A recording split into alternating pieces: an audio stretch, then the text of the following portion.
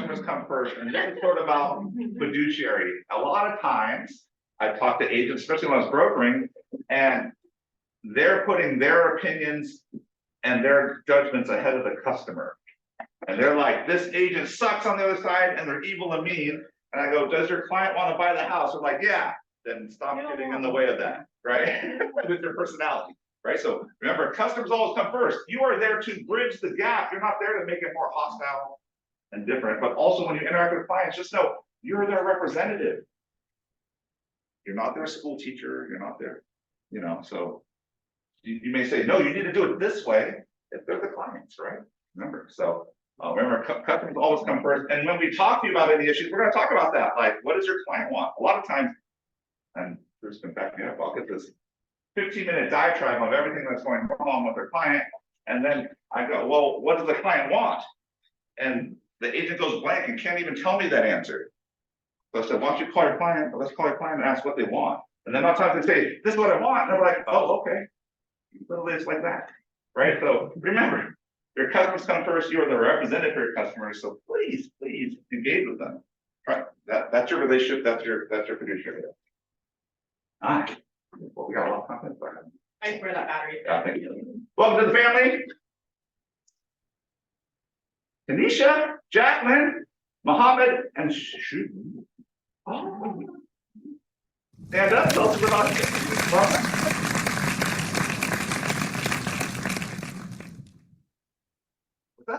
Thank you so much for making me part of this family. No, tell us a little about yourself. So, where you come from? I'm from India, and right now I'm living in the Philippines. I just passed my real estate exam in July, on July of 13. Thank you. Congratulations. Finish online? But she is at I don't know. no, she's at a doctor's appointment, so I'm not sure if she's at. That's Tanisha, are you there? Well, welcome, Tanisha. If you haven't met Jacqueline, she's on Parm's team, so. Thank you, John. I'm online. Oh, okay. Tanisha, welcome. Super excited to have it, but we're gonna have a lot. We're gonna have a lot of great. I expect a lot of great things from you guys. So awesome. Looking forward. I'm correct. We've got new cappers, 100%. Let's keep it going. Yes. Ariel, February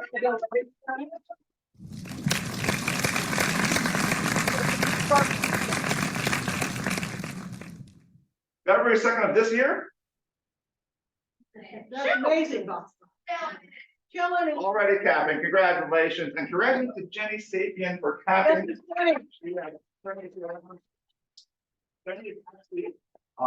Exceeding what she did last year in production all of them. Congratulations to Jenny. So if you want to know how to cap, you can go talk to Aaron. He can tell you what you need to do and what kind of mindset you need to have and what you need to make that happen. First transaction, we're honored to be in business with you. Sarah. Sarah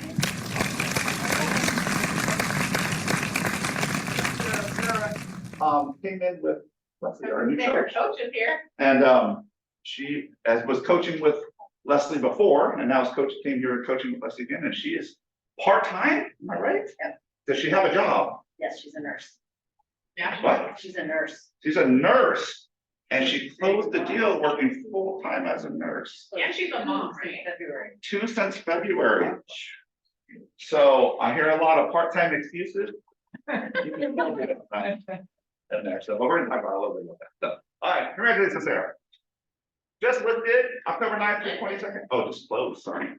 Just closed, sorry. We have a lot of closings. Michael and Taylor, 5 closings. Parm, 5 closings. Afton, 4. Andre, 3. Julian, 3. Kevin, 3. Jenny, 2. Jose, 2. Leslie, Swan, Alicia, 2. Trinity, and Janelle, all 2. And then a lot of people won. There's a lot of people there. But congratulations to everyone on their closing. I want you to know we still have a lot of closings, and it's August, and everyone's saying, "Oh, it's horrible out there." You can still make it happen out there at a high level. All right. Picture listings.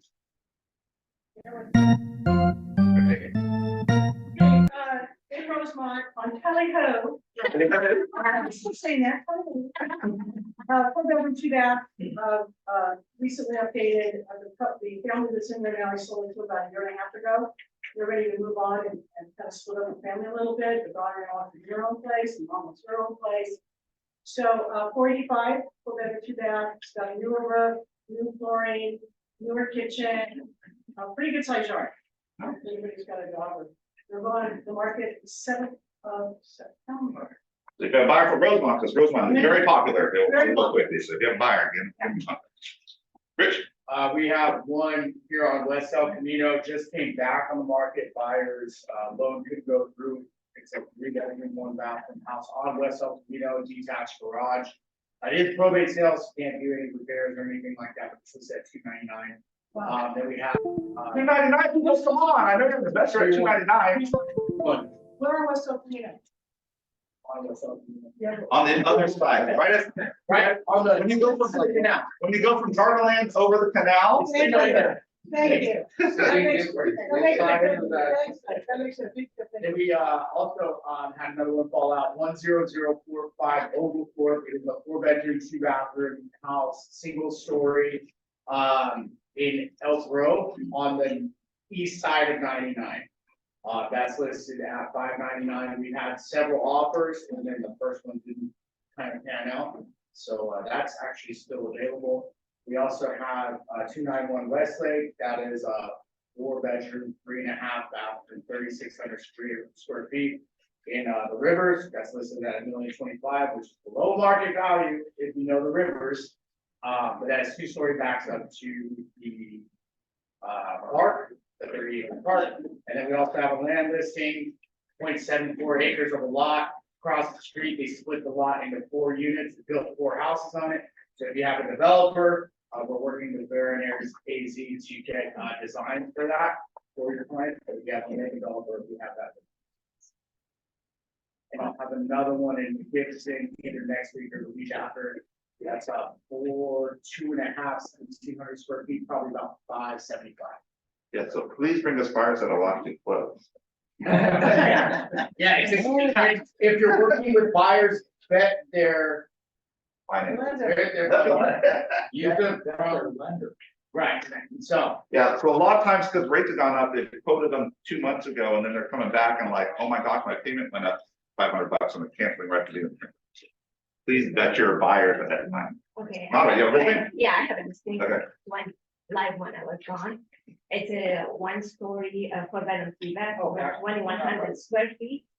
And it's in Roseville, 6032 Summer Road Drive, it's only one in the whole house.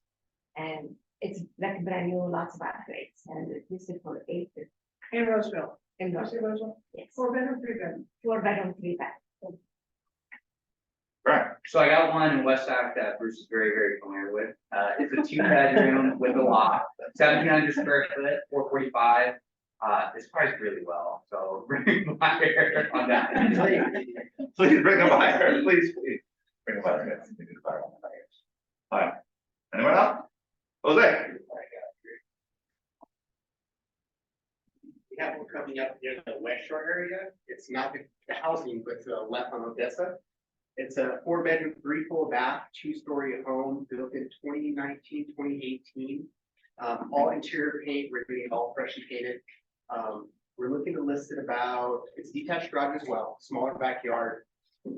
Between 535 range. You know, we're gonna finalize the price, but if you guys have anybody's looking to buy near the West Shore area, bring it by. Awesome. That's it. Yes, I have a home that I'm looking for a temporary renter. The owner only wants to rent it for 12 months. It's on Lindsay, 2 bedroom, 1 bath, and cute little home. And you know, we're looking for someone that only leaves. And if someone knows like where we have like refugees, immigrants that are coming in and need support services that where they put someone in temporarily, if you know of any organization like that, that would be helpful as well. What's the rent? 1,900. Any other picture listings? You good? No, so forth. Vice Corner with Bruce Goose, our broker.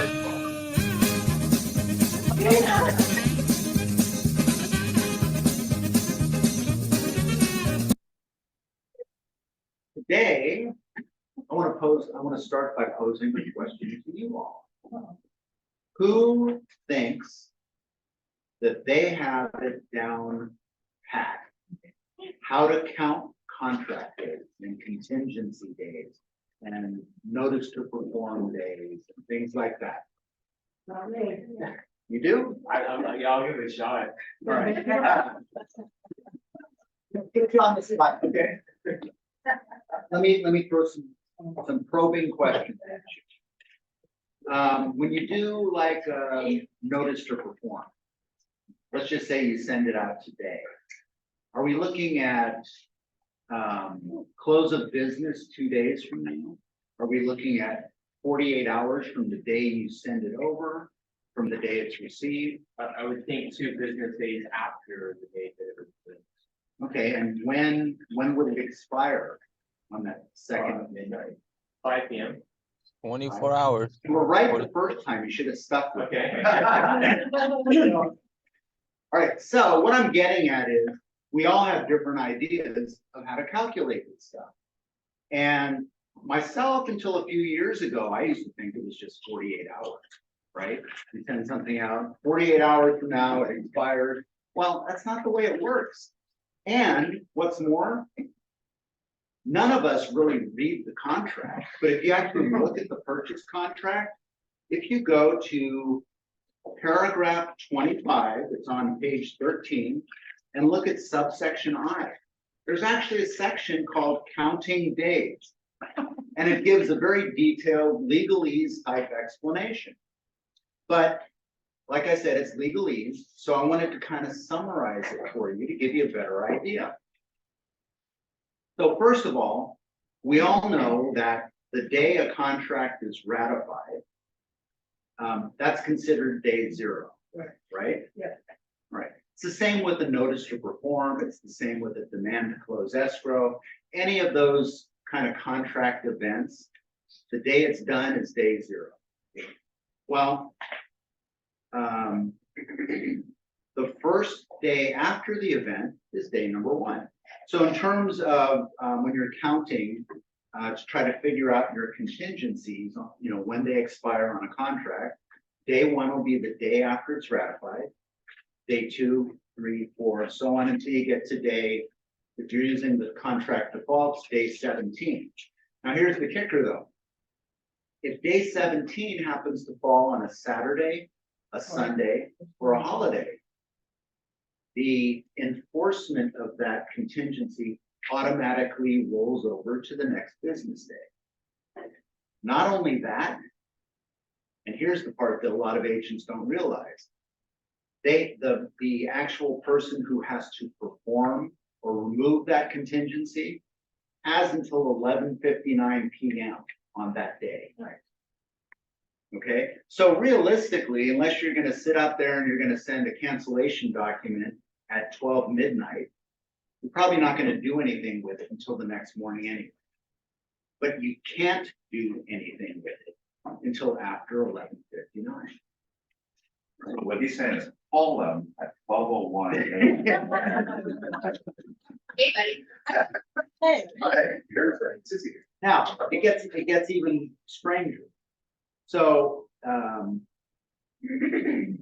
well, let me add this first.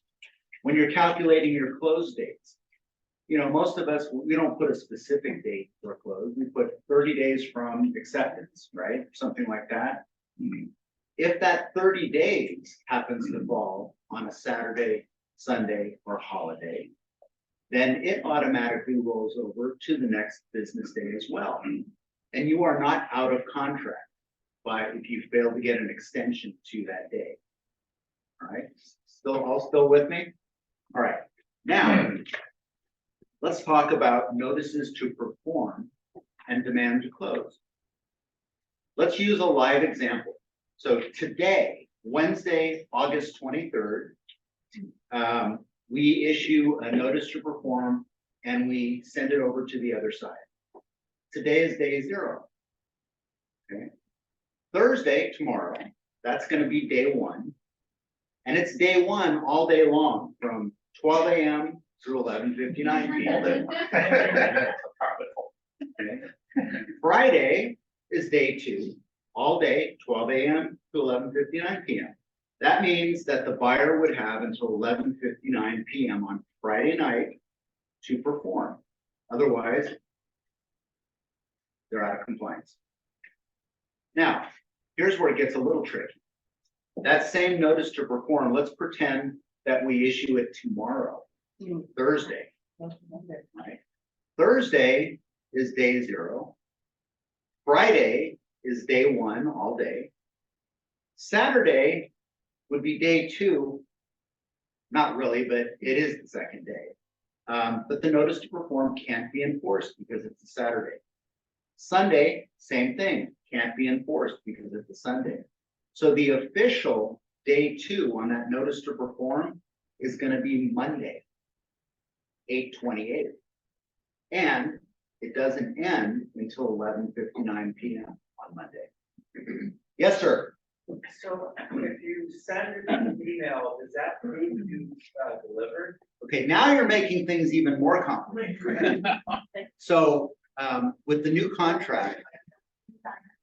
contracts, agents have an opportunity to fill in their electronic information for acceptance of the contract and things like that. If they use that section, then the act of sending the email that contains it is the same thing as being delivered. Otherwise, it's once it's delivered to them. And that can be a little ambiguous because you don't know. I mean, theoretically, if you send it to them in an email and they acknowledge receipt, then you know it's been delivered. But that makes it a little bit more complicated. But as I said, in the contract, it gives you an option of filling in your electronic delivery information. And there's actually a separate addendum if you want to make them use their electronic delivery. Can I chime in there? Yeah. There's a problem with notice to forms. If you send it and they don't have that electronic delivery address filled out, then it is not considered delivered until they acknowledge receipt. So if they say, oh, it's Wednesday, I need a little more time, I'm not gonna acknowledge it until Thursday, so that way I get the whole weekend to work with my buyer on it. They can delay it that way. So that way, I said, if you're on the listing side, you're more concerned about adhering to the deadlines of the contract. There is a form that has the addendum that says, this is your delivery address. So if they don't put it in there, counter that in and say, this is your delivery address. And now, once you email it to that delivery address, then the date starts that time right then. But the way you can get around this is you email them the notice to perform or the demand to close escrow, whatever you're dealing with. And then you pick up the phone and you call them and you say to them, hey, I just sent you this email. And then you followed up with another email confirming my voicemail message or my conversation with you just now. I just sent you this notice to perform. So you have documentation for your file. Can you text them as well, I assume? You can, I wouldn't text them, I pick up the phone and call them. But I mean, as part of that, yeah, I pick up the Yeah, phone you call, could- but I also, because I left a message. Yeah, but I might pile it not on, follow add up to with it. What about mail tracking software that considered they don't respond, but you have a mail tracking software? You're talking about the email tracking Yeah. software? In my experience, it doesn't always work. Because because the receiver, at least with Outlook, can say, do not acknowledge my receipt. Yes, sir. So then your time expired, you just tell your title company to cancel and send them their money back, and we go back on MLS. You're talking about you send a notice to perform, They don't perform. they don't perform, then of course you have the option to cancel. But you have to cancel first before you put it on the market. And you have to deal with the disposition of the EMD. Otherwise, that same title company is very unlikely to open up another escrow. And actually, the contract calls, the RPA says, if you're notice to perform on any contingencies, anything short of close of escrow, the contract says, if you cancel unilaterally, you have to give the deposit back to the buyer. Yeah. All right, so, A question, sorry, I forget to, can you send a notice to perform Ahead of time? Ahead of time. Yes, absolutely. You can send a notice to perform 2 days before it's gonna be due. You can send a demand to close escrow 3 days before it's gonna be due. Now, if you're gonna do it, just so you'll be in a position, you have no reason to believe that the other side's not gonna perform. Don't just fire off a notice to perform and to close.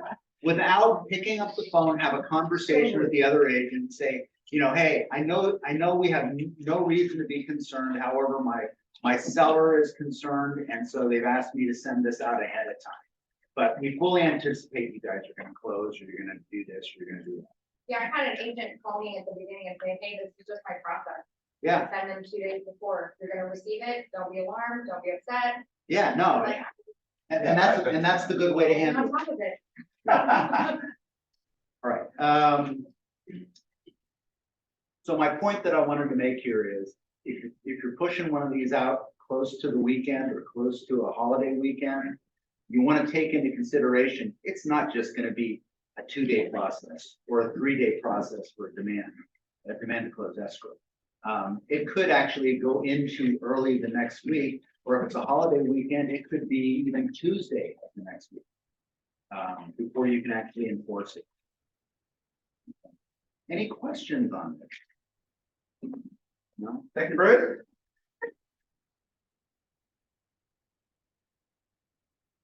Good point. Keep it working. Keep it working.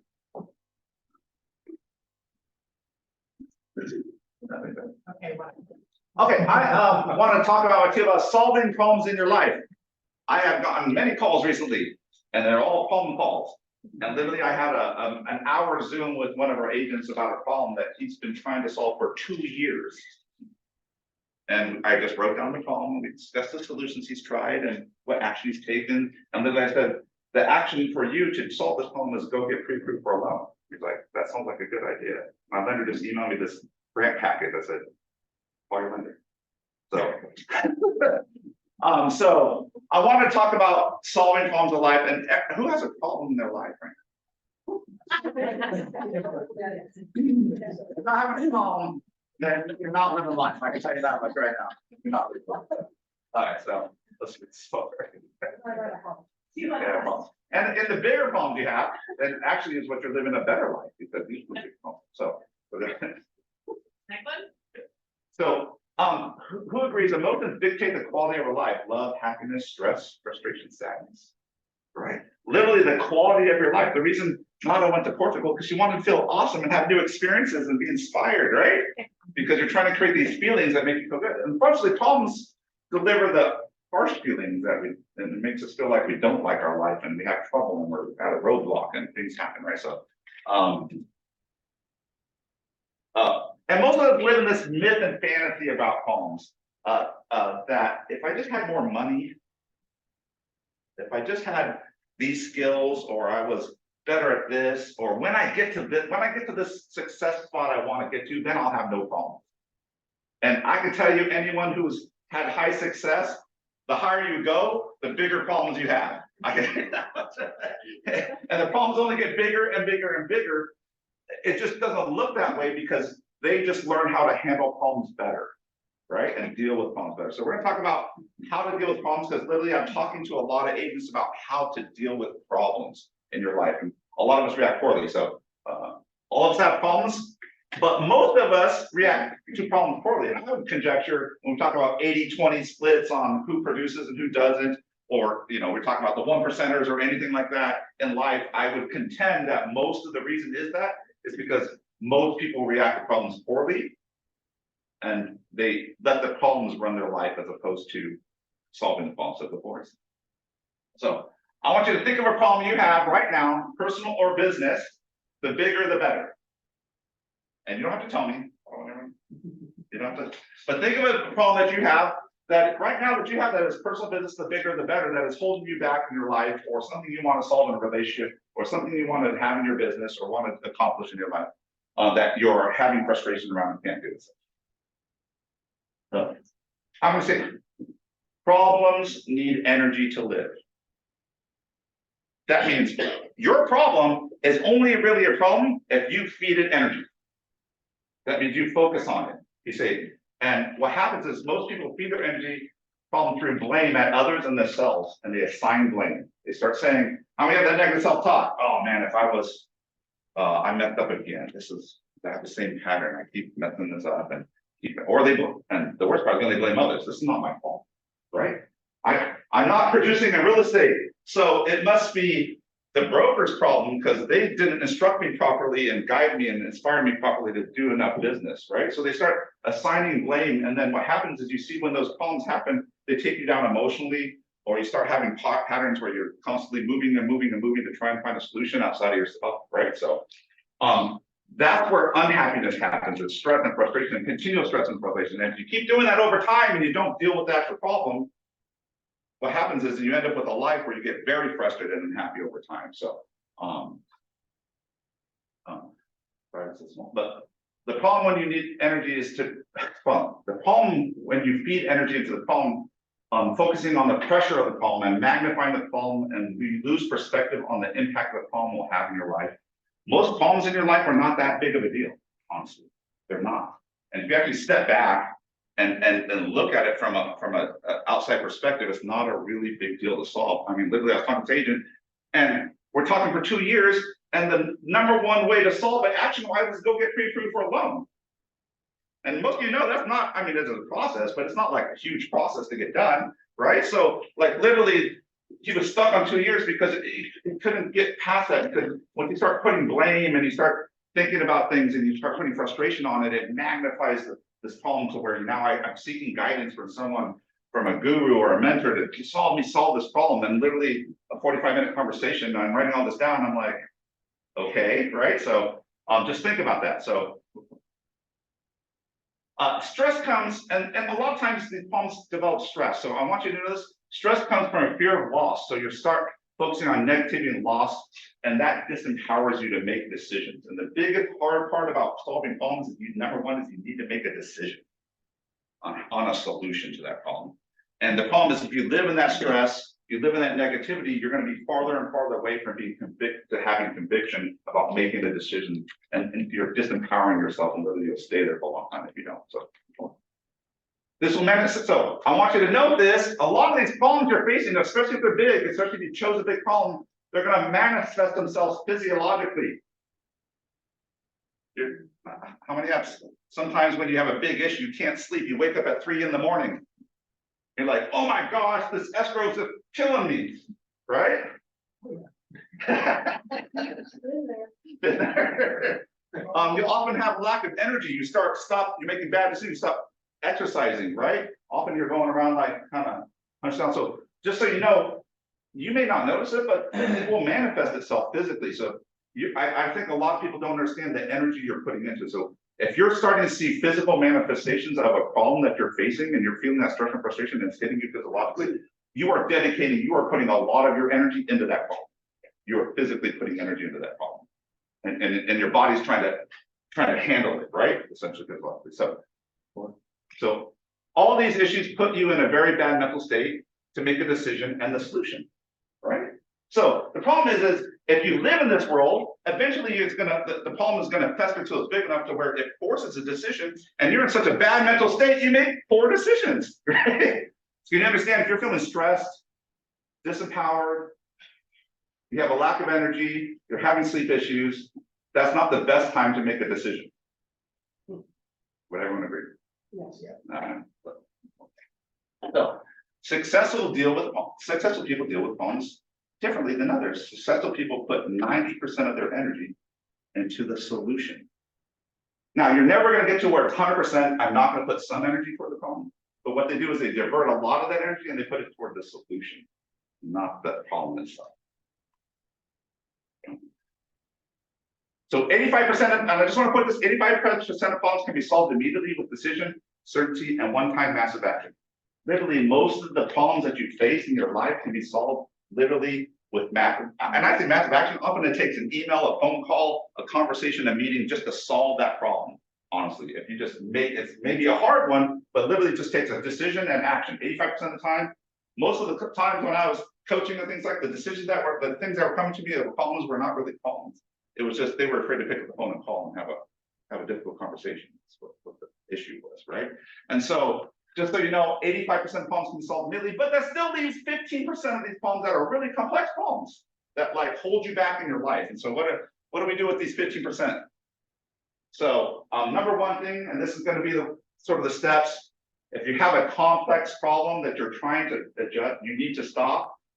You need to make a decision on what the solution is, and you need to stick with it. Now, I'm gonna say this. No decisions are perfect. There's no 100%. A lot of you are waiting for 100%. This is the solution that's gonna 100% work, and I can tell you that is never the case. I've been wrong many times on my decisions and solutions, but what it can be is you want to use probability. If I do this, there's a 90% chance that it's gonna work, right? That makes sense? So you want to go off probability, but you want to make a decision and run with it. Just make a decision and go with it. All right? You want to create massive certainty around your decision. Flood yourself with confidence and certainty, and this is a solution that will work. So this is a little bit harder. I'm going to talk about how to do this, but you need to create certainty around your decision. A lot of times people make decisions, but they're uncertain that's going to actually solve the problem. They don't have a lot of confidence in it. And so they don't do action to get there to solve the problem. They get stuck in this whirling thing of like, I made the decision that I don't know. It's kind of like, why are you laughing over there? She's like, am I preaching to you? So you have massive certainty about decision. So you need to create in your mindset once you make that decision, you need to start doing things that create certainty and massive certainty for you that decision is the solution. So when I talk about moving the energy off the problem, this process is when I'm moving the energy off the problem and I'm putting my energy on the solution, right? And we'll talk about how to do that next. And then finally, you want to take massive action toward that solution. Whatever is the most scariest action you have to do is likely the action you have to make. And the massive action might just be making that difficult phone call or having that difficult meeting or talking to someone that you don't want to talk to, right? But a lot of times those are the solutions, but for you it's massive because those are going to be there's a lot of emotion packed in there and there's a lot of things that are packed in there that you're scared about, right? You're scared about losing the relationship, you're scared about doing certain things. So, but you got to understand, you got to make a decision, stick with it, build certainty around that decision, and then take massive action toward the solution. I guarantee our top agents of 100 do that at a very high level. If they're not at the production level their team wants to be, they decide, well, we need more accountability, we need better coaching, and we need to make more contacts. And they say, that's the answer. They get certainty around that, they get the team on board, and they go and say, we're gonna make more contacts, right? So literally, I can tell you with my team, we were going to this market and the market changed. And suddenly the contacts we were making on our team weren't sufficient to meet our goals. We had a problem. We were trending pretty bad. Went from like 2 to 1 transaction a month. And I don't know about you, if you're running a team, that's not enough to run a team, start going negative real quick. So we made a decision to up our contact rate. We didn't adjust the goal, we adjusted our contact rate to make that happen. And then we built more accountability around making those contacts to adjust. And that's the solution we're going. Now, is it perfect? It's getting there, but it's going to take mindset and time to do it. So it's a complex problem. And also I had to get massive action. We're just doing massive action. We're going to talk about accountability. We're going to talk about coaching. We're going to forward to people to get this. We're going to make contacts. We're going to work on scripts, all those sort of things. We're going to work on how to generate more people that support to us to call. So think about that. But John, I hear that a lot, but John, I just had to put that in there because I hear that a lot. But John, how do I really change my stress, uncertainty, and fear about a massive problem, and make it certainty? How do I get to a confidence level that this is what I think is a solution is actually a solution? I mean, it's called a problem for a reason, right? I mean, the reason it is a problem is because you have a lot of emotion packed in there to study. So, number one, you need to define reality. And what I mean to say is, you need to get a perspective of the problem that isn't you. Because what happens, your story is so packed with emotion on that problem, you need to get out of your own way. So you need to define the reality of the situation. And if you are incapable of doing that, that's okay. There are plenty of people and coaches and mentors and myself that can help you sit down and say, literally, I was talking to the agent for 45 minutes, he's just ranting about all this stuff. And literally, I'm like, not really a problem, right? Like I'm seeing it from a different perspective because I'm not invested emotionally into that problem, right? So you want to define reality. If you can't step out of the situation, then get someone to help you step out of that situation, right? And define the reality of the problem. Get a clear vision of what you want when the problem is solved. Get crystal clear on the solution and focus on that. So what you want to do is get crystal clear on the solution, and not just the solution, but what you want it to feel like when you're done. I'm gonna have better relationships. My marriage is gonna be awesome. My business is gonna be thriving. I'm gonna have the money I want. I'm gonna go take a vacation to Portugal, right? So you wanna have crystal clear vision about what you wanna do. And get super resourceful, get help, get coaches, mentors, friends, family, trusted relationships, faith. Talk to people who've had these problems and solved these problems before, right? That's gonna get you clarity and certainty around problem solving. Empowering question, you need to ask yourself some questions. What can I learn from this? That gets you a solution focused also, but also makes it less likely for you to repeat the same problems that actually grow. And this is an important one. I want to put this out here. You need to ask yourself, if I do the solution, what am I going to learn from this? What can I learn? If you actually want to grow and not repeat the same mistakes over and over again in your life, then you got to ask yourself that question every time you have a problem. It says, if I do the solution, what am I going to learn from this so I don't do it again? Okay. Growing question. What's not perfect yet? So I want you to have to say, even your solution is not going to be perfect. I guarantee it. I guarantee it. Whatever you solve the problem is not going to be perfect. So think about what is not perfect yet. And that gets you thinking forward on growth, saying, I know whatever I'm going to do to solve this problem, my massive action will solve this problem, but it still won't get me to where I want to go. Totally. So where do I want to go after the problem? You see what we're doing? We're asking ourselves questions to move our mind forward, focusing on the problem, right? Plan. What I'm willing to do to make the way you want it, money, energy, relationships. You need to understand when there are big problems, you need to understand what you're willing to do to make that happen. And I can tell you big problems like if I'm talking about a new business venture you want to do, and it's going to take $30,000 to do it, that's a little scary, right? You're going to put a bunch of money in and hope you get a good result on the backside. So think about, what am I willing to do? How much money am I putting in it? How much energy I need to put in it? Who do I need to talk to? What relationships do I need to do that? And boundaries, what am I not willing to do? Integrity. I'm not willing to burn this relationship. I'm not willing to, toast my dignity, right? So think about, you need to put some borders on their solution that you can live with yourself after the result.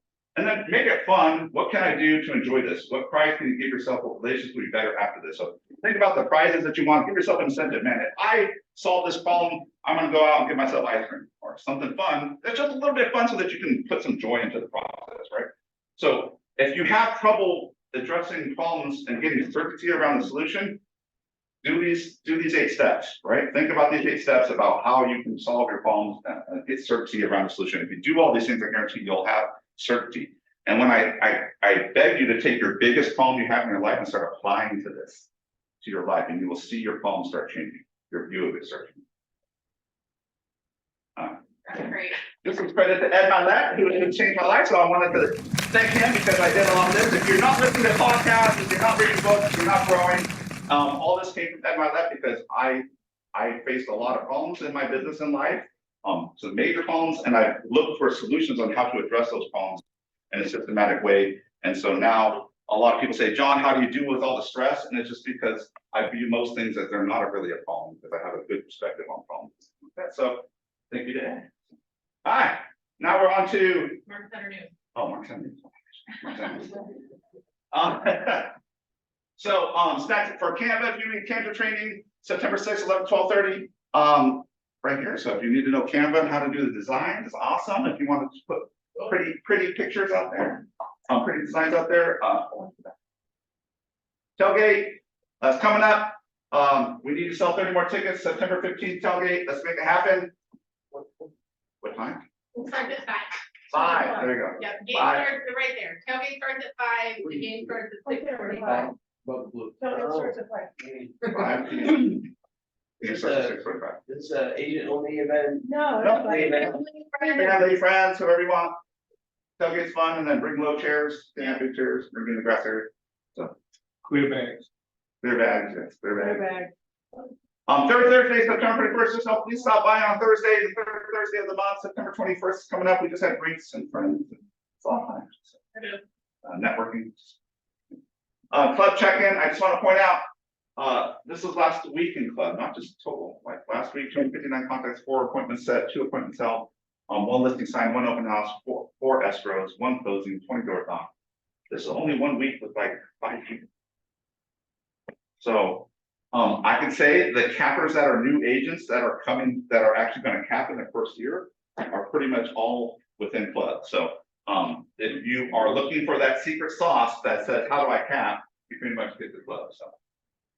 Rich. Oh, it looks like David has something to say about club. No, David does not have anything to say about club. I do wanna know, we talked about club, we talked about, announcing this, but, the office is starting to produce leads. Actually appointments. And, we have designated the top performers in club right now as our first test agents for this process. We'll be continuing this process, but all these leads will be only handed out to people who are in club and participating in doing the work and being consistent in the work. So, one of the key systems for driving income, as you know, if you have a real estate team, is performance of the agents to showing up time to appointments and calling people and following up and doing the work. So, but if you're, I'm super excited about this, or I'll let you know as we go pouring out, but we are actually handing out appointments. And we're putting a team together. We're calling a Team Ridge appointment together, and it's happening through club. So please get involved if you want to eventually. Wow. So, wow. Wow. I'm sorry, our wow. Our REO event got postponed. Actually, the main speaker was the VA asset manager, got COVID.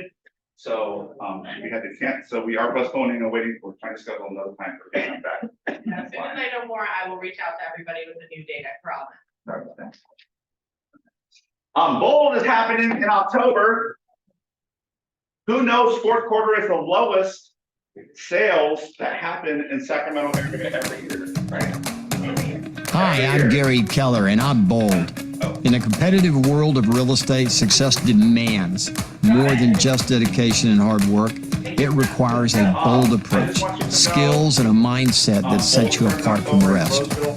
I want to welcome you to Bold, the ultimate real estate productivity program designed to help you unleash your full potential and take your career to new heights. In Bold, you'll get access to industry-leading strategies, techniques, and tools that will help you take more listings, close more deals, maximize your profits, and even elevate your business.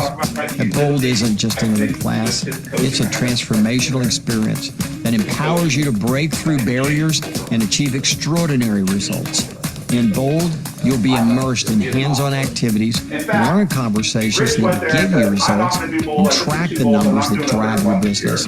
This isn't about giving you more knowledge, it's about giving you actionable strategies that produce real results.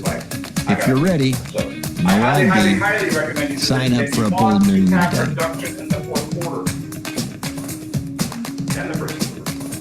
Most people are projecting that this fourth quarter and first quarter is probably going to be the lowest in real estate we've seen in a long time. Because right now we're already down about 40 to 48% on transactions. Most project that fourth quarter because of seasonality, we're going to have a really low fourth quarter. So you're going to have to work hard to get your unfair share in the fourth quarter. Now that doesn't mean there's not a lot of transactions happening. There's still a lot of transactions happening, but the agents that are working toward it are going to get the transaction, and everyone else is going to be out. Bold is a way to make that happen. So that's what we do in October. So please sign up for Bold. We do have there's first step and full Bold. We do have reimbursement if you have not capped in the last 12 months. Then we will reimburse you $200 on your 4 transactions following during Bold or after Bold for 90 days. I think we did so.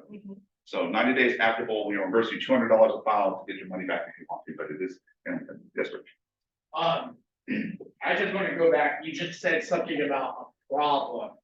And who's having a problem with getting enough deals this year? Be honest. Who's not, right? Who's not? Who's not having a problem getting deals? So, as a Bold boss, let's focus on the plan, not the problem. If you're not doing it right now, wouldn't you agree that maybe having a little kick in the butt in the fourth quarter would help kickstart your 2024 to an awesome year as well? Does anybody disagree with that statement? No. And I can tell you, David, his track record, which exceeds Bold, the normal Bold, agents do 11 transactions during Bold. Get into 11 contracts following Bold. That's the average across Bold. David Bernal's average is 14 transactions per Bold. So who could use 14 deals? Say you did Bold Light and you did 7 deals. Whole life. Bold Light. If you did Bold Light and 7, who would be happy with that?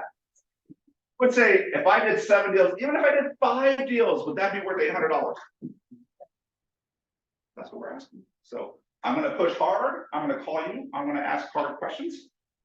And I'm gonna get you to sign up for Bold. So, because I fundamentally believe the people in Bold will be the primary people that do transactions during the fourth quarter and first quarter of this upcoming years. All right. A family reunion is in Las Vegas. I'm super excited about that. Who's super excited about that? So please sign up now. Here's the thing. It is on early bird pricing. It is like $800. No, hold on. If you already bought your ticket, let me know. Send me an email. Let me know, because I know there's a bunch of us who did. They messed up, right? It's on sale for $6.99 right now until September 5th. Some of us bought it for $7.99. You're already in the email. I know. So otherwise, go ahead and scan the QR code, or you can just go. When it gets closer to the event, it gets over 1,000. Last time it ended at, it was 1,200 to get the event a month out. So it's like half the price. So please sign up now if you're going to attend. Use the treasure chest 23 to get. Sam is renting a bus and caravanning down with the rest of David's, so. But we want to do that. So, okay, awards. July 2023. People are still killing it. Congratulations, our top 20 in July.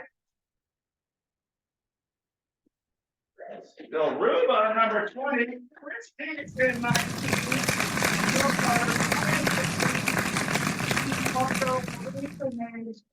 Bill, congratulations, top 20 July. Congratulations, Maria Gavaldi, Jose, Rich.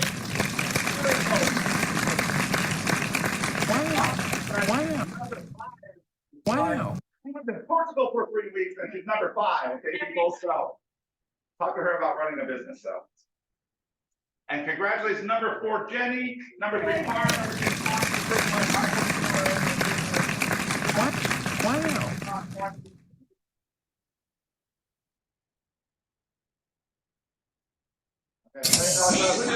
Wow.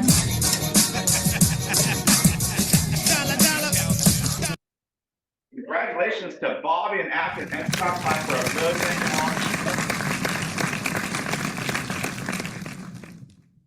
Okay, I want that little about Scott Klein. He's a new agent. He's focusing on only mid-century modern homes. Right. Neighborhoods. He's door knocking only mid-century modern homes. He's going to cap. He already has some escrow enough to cap in his first year within 6 months, 7 months. When you have laser focus on what you want to do and you do massive actions, even in this climate, you will close deals, I guarantee it. Spots and Club, his wife helps and does like an MCN blog that they have. It's all for it's really cool. Yeah, he knocks, he has it all, he made a database of all the neighborhoods. Yeah. He knocks, and he's got so good at knocking, on average, he gets 31 email contact information from door knocking every week. He gets 31 people to give him his their contact information while door knocking. He's now gotten 3 listings from door knocking. That's awesome. Only in mid-century modern neighborhoods. Great. I would also add to that, he has literally made himself the expert on mid-century modern homes. There is nothing the man does not know about that type of housing. And he's Until like, he speaks it and they respond to that. Because it is a niche. I mean, these people are like, and really Scott, and I into- can tell you, Scott we're pretty Scott, he talked to Compass too, and he actually joined Compass for 10 days and realized he made a mistake. And no, really, and I told him, I was like, he's like, I want to do mid-century modern. I go, if you're doing mid-century modern, you gotta be like the guy. Because there's no way you're gonna have enough transactions if you're focusing on one housing set, right? And doing that, so you have to go all in. So literally, he went all in. He put a database in command, and he got with title escrow. He worked and found every neighborhood and put all the owner information in his command. So literally, he has a database, and all he's doing is trying to get a hold of those people so he can get their full information, so he can make them part of his sphere. That's all he's doing. And I don't know if you know, but most of the mid-century modern neighborhoods in our area are pretty wealthy neighborhoods. Pretty wealthy, okay. Congratulations, got time, over $1 million closed. Good. Over 2 million closed, congratulations, Donna.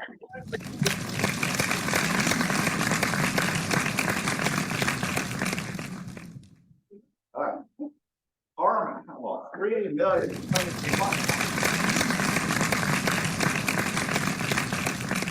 What was that, Sam? Yep. 4 million. Michael sold. Oh,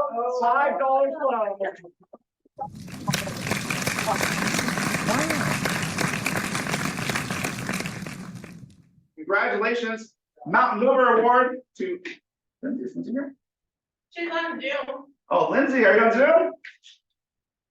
If you haven't talked to Lindsay, she has a lot of personal challenges and she just keeps showing up and showing up and showing up and showing up. And we wanted to honor her with our Mountain Mover Award because she just keeps showing up and doing transactions and closing deals and what she needs to do for her son and her family.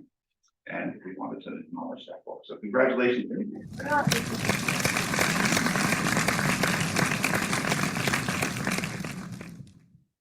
We want to honor Melinda, our TikToker award. If you have not followed Melinda on TikTok. I cannot stand you guys. Are you?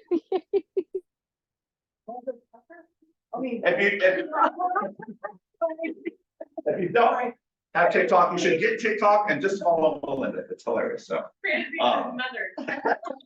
so we wanted to honor her for going out there and giving us fun moments and making social media fun out there. Congratulations, Melinda.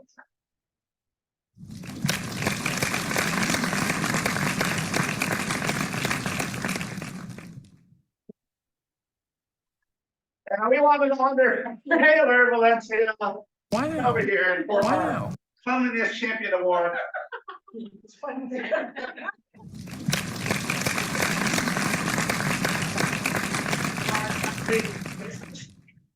And she will go aggro over this stuff, so she will go around the office cleaning stuff and pointing out stuff to us to clean because.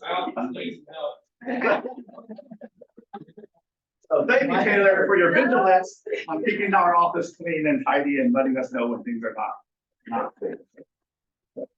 Anytime. Parking spots, we got our top 20 parking spots to hand out. She couldn't even be soft.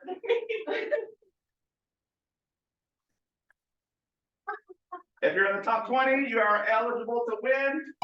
Michael and Taylor combined, so they might give you one. He told you. Oh, What? Michael and Taylor, one spot. You only get one. You only get one spot. You don't really get.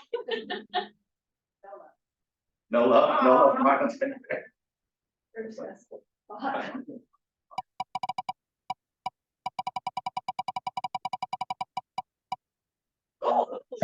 Francine, congratulations. All this, let's go sell some homes. We got some food out there for you, so please enjoy from American Home Show. Thank you very much. Josh, card. Oh, card. Oh, yeah. Wait. A little bit, I'm